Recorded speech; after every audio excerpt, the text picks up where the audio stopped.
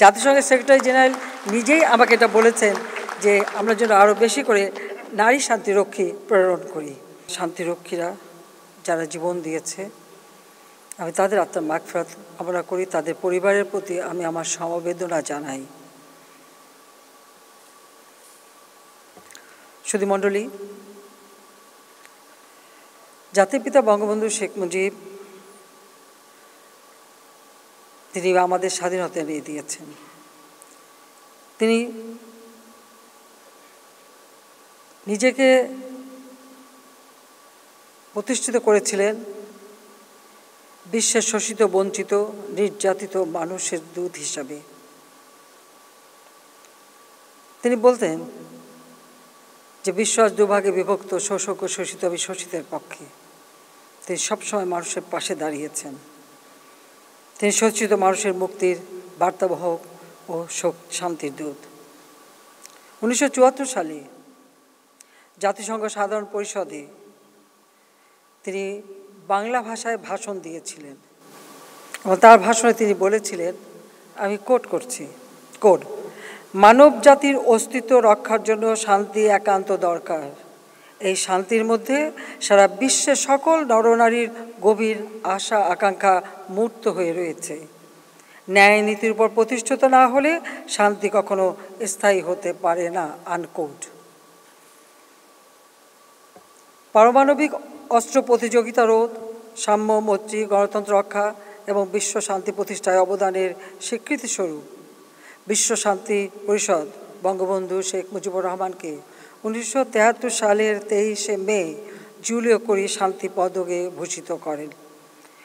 তিনি সেই পদক উৎসর্গ করেছিলেন বাংলাদেশের স্বাধীনতা সংগ্রামে আত্মদানকারী শহীদদের এবং বীর সেনানীদের। জাতির পিতার পররাষ্ট্র নীতি, বিশ্ব শান্তি প্রতিষ্ঠায় জাতির পিতার অঙ্গীকার ও আমাদের সাংবিধানিক বাধ্যকতা অনুসরণ করে বাংলাদেশ জাতিসংঘে ব্লু হেলমেট পরিবারের সদস্য হয়। শান্তি ও নিরাপত্তা বজায় রাখা বৈশ্বিক প্রচেষ্টায় বাংলাদেশ আজ একটি দায়িত্বশীল ও নির্ভরযোগ্য নাম। আমরা সর্বজনীন স্বীকৃত এবং বিশ্বের বুকে রোল মডেল। এই অর্জনের পিছনে রয়েছে আমাদের সশস্ত্র বাহিনী ও পুলিশ বাহিনী, টেকসই, পরিশ্রমী, নিবেদিত প্রাণ সদস্যদের মহান আত্মত্যাগ ও অমূল্য অবদান। আমরা জাতিসংঘ শান্তিরক্ষা কার্যক্রমে বাংলাদেশের অংশগ্রহণে 36 বছর উদযাপন করছি। বাংলাদেশ আজ বিশ্বের অন্যতম বৃহৎ শান্তিরক্ষী প্রেরণকারী দেশ এবং সক্রিয় অংশগ্রহণকারী হিসেবে অত্যন্ত সুনাম ও গৌরবের সাথে কাজ করে চলছে। অত্যন্ত গৌরব আনন্দের এই শুভক্ষণে আমি জাতিসংঘ মিশনে কর্মরত বাংলাদেশি শান্তিরক্ষী সহ সকল শান্তিরক্ষীদের শুভেচ্ছা জানাচ্ছি।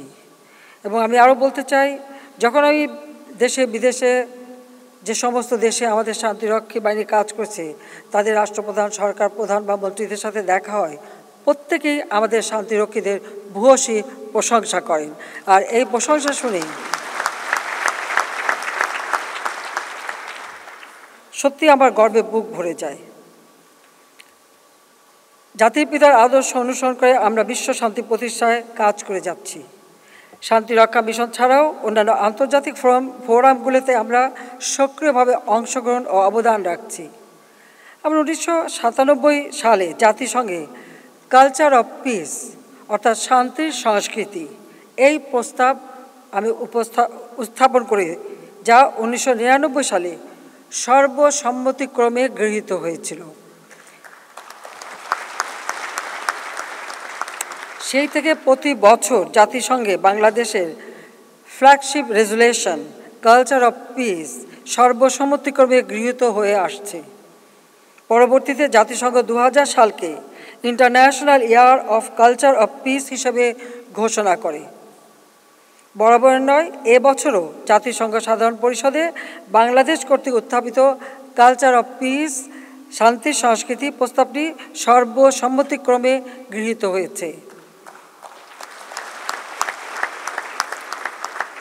যার মাধ্যমে শান্তি সংস্কৃতি প্রস্তাবের 25তম বর্ষ উদযাপিত হতে যাচ্ছে।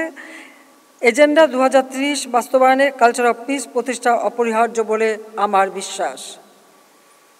নারীর অধিকার এবং জেন্ডার সমতা নিশ্চিতে আমাদের পদক্ষেপ women peace and security agenda তাৎপর্যপূর্ণ অবদান রেখে যাচ্ছে। বাংলাদেশ বর্তমানে অন্যতম বৃহৎ নারী শান্তিরক্ষী প্রেরণকারী দেশ হিসেবেও পরিচিতি লাভ করছে। এ পর্যন্ত বাংলাদেশের সর্বমোট 3038 জন নারী শান্তিরক্ষী অত্যন্ত সফলতার সাথে জাতিসংঘ শান্তিরক্ষা মিশনে সম্পন্ন করেছে।